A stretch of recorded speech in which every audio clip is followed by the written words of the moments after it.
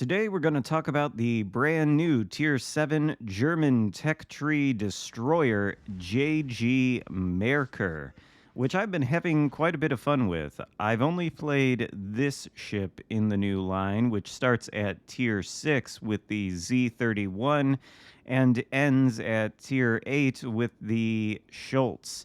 The line is in early access, so the only way to obtain these ships is, I think, through the early access crates. I, of course, have this one because I'm a community contributor, and World of Warships Legends gave it to me, or Wargaming gave it to me, I guess, whatever you want to say. I'm going to run down the stats on the Merker. Keep in mind they are influenced by my commander build. It is my usual build for the Tier 8 Premium Elbing, because this line, starting with the Z31 and ending with the Schultz, is actually the tech tree line from World of Warships PC, which begins at Tier 7, I think, with the Z31, of course, and ends at Tier 10 with the Elbing. Elbing is actually the pinnacle of that tech tree, so these ships that we just got are basically the Elbing line, you could say, and they function in a similar way to Elbing. That's certainly true of this particular destroyer. To begin with, it's got 26,700 hit points, and keep in mind that some of these numbers here are going to be influenced by my Eric Bai commander build, or Eric Bay, however you say the name, not the HP. The HP is 26,700 base, which I think might be the highest at Tier 7 for any destroyer. That, of course, makes sense. You can't really see it from this footage, but the Merker is about the size of a cruiser. It's much bigger than your average destroyer, so that's quite a lot of HP. And like the Elbing, it's got some improved armor plating. In the center of the ship, we've got a 25mm plate, which means that that is going to shatter a good deal of destroyer HE.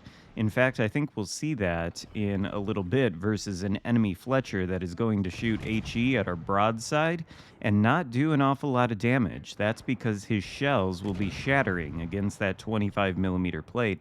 Something to keep in mind if you run into one of these Merkers out there on the high seas. If it's giving you flat broadside, you're going to want to shoot armor piercing at it, because your small AP shells are actually going to pen that 25mm plate and do damage. They might even full pen for, full penetration damage. Speaking of the damage that the guns can do here, you can see against that Constellation, we're constantly getting salvos of like 4 or 5K. That is pretty good, even at a range of 10 kilometers, and that's because these guns share the same spicy characteristics as the Elbing. The AP has improved pen and improved pen angles. They are 150mm guns, of course, and there are 5 of them, all in single turrets, a much more sort of standard gun configuration for destroyers at this tier. They've got a reload time with this build of 5.5 seconds and a pretty good turret traverse time of 12.9 seconds for 180 degrees, which is quite nice. The range on these guns, I can't remember what the base value is, but again, I'm using my standard Elbing build, and the Elbing has a pitiful 10.2 kilometer base range or something like that. It's absolutely pitiful. So I'm spec'd fully into range with Eric Bai, and for some reason, due to this range spec, which includes the skill on Eric Bai that increases the main battery range, and then we've also got the Decepticon Rumble as one inspiration, which further increases the main battery range, and I think I'm using the range mod in the 4th slot. So altogether, we've got an astounding 14.2 kilometers of range, which I think is probably a little bit overkill on this particular vessel, but it works, and the AP still pens relatively well, even at 14 kilometers, just because these shells are so spicy.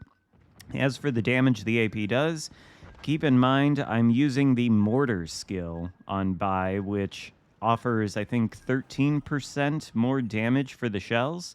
So with that skill active, the maximum AP shell damage is 4,520. That's a lot if it hits a citadel, especially on a cruiser. But against destroyers, well, you can see this Fletcher here. He is shooting HE at us. Some of his shells are shattering on our plating, so we're really not taking a whole lot of damage. In return, though, he's taking quite a bit of damage from us, but only when he angles. This AP can get full penetrations on destroyers, like right there where we hit him for over 3k. But if he goes flat broadside to us and doesn't give us some kind of angle, we'll only get over penetrations, and the damage falls off quite a bit. The HE shells, they don't deal great damage relative to the caliber.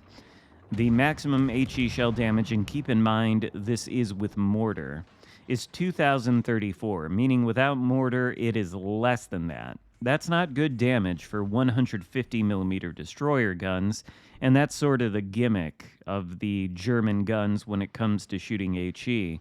The damage on the guns tends to not be so great, and what I mean by that is damage from HE penetration. This is because the German HE guns usually enjoy quarter caliber penetration, and I think that is the story here. That means these guns can pen over 32mm of armor with their HE, but in order to justify that extra pen, the damage is not so great. The fire chance, though, is good at 12%.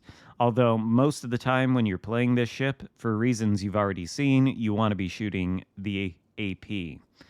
The thing has torpedoes, too. It's got 2 double launchers and 1 quadruple launcher. The torpedoes go 8 kilometers. They go at 54 knots, so they're not the most useful things in the world. They are stealthy, with a sea detectability range of 1.3 km, and they hit for 16,275, so they're not useless. They're just not going to be as active as the guns. The vast majority of the damage from this line is probably going to come from the guns, and with torpedo stats like that, I don't think there's really any reason to actually spec into the torpedoes. It's the guns you want to be building for on this line. AA defense is not worth mentioning. I don't think this thing really has any. It's got a top speed of 35 knots, though, pretty good turning circle of 760, and a rudder shift of 6.9 seconds. Nice, yes, I know. And then the concealment, 6.2 kilometers with this build. Obviously not great, but this is more of a mini cruiser than it is a destroyer. As for how it plays, it's much like the Elbing, actually. If you have the Elbing, then you probably know what to expect. If not, then what you need to realize is that this particular vessel and this particular line is specially designed to punish light cruisers, which is not saying too much of anything, because pretty much any kind of ship, including other light cruisers, can punish light cruisers, but there's something satisfying about a destroyer being able to do it, because most of the time, light cruisers are going to shred destroyers with their high DPM. But for the Merker, you can get a little bit of revenge. You saw there the 2 citadels against the Ochakov, and in fact, this last sequence here in this game is sort of why I'm showing you this footage, because it demonstrates what this ship is supposed to do well. And I don't think either the Cleveland or the Ochakov were expecting it. You can see we're not hitting citadels on the Cleveland because he is angled, although we are still able to penetrate thanks to the improved penetration angles of this AP, and it's doing a respectable amount of damage. The Cleveland is actually not really even paying attention to us. He's shooting at our teammates, which I don't know if you can... Well, yeah, you can blame him. He should be shooting at us. He'd get more XP. But of course, he doesn't, and so he goes down. That's actually our second kill of the game. And that just leaves the Ochakov left, who is last spotted over here. He appears, he's giving broadside to our position, protected by the island momentarily, but once we're able to shoot at him, you'll further see the efficacy of this AP versus light cruisers.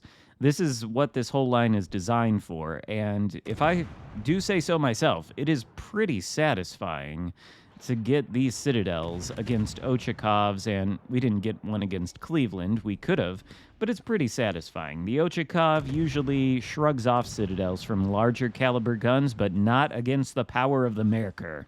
He goes down for our last kill of the game, and we end the battle with over 100,000 damage done, and I think 3,300 base XP.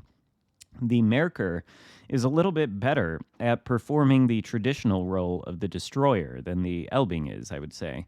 It's a pretty fun ship, and I highly recommend grinding to it. You can, of course, get it for free if you wait until it's out of early access, and that's probably what you should do if you don't want to take chances on crates. Hope you enjoyed the video. If so, give it a thumbs up, consider subscribing if you haven't already, and I'll see you next time. Goodbye.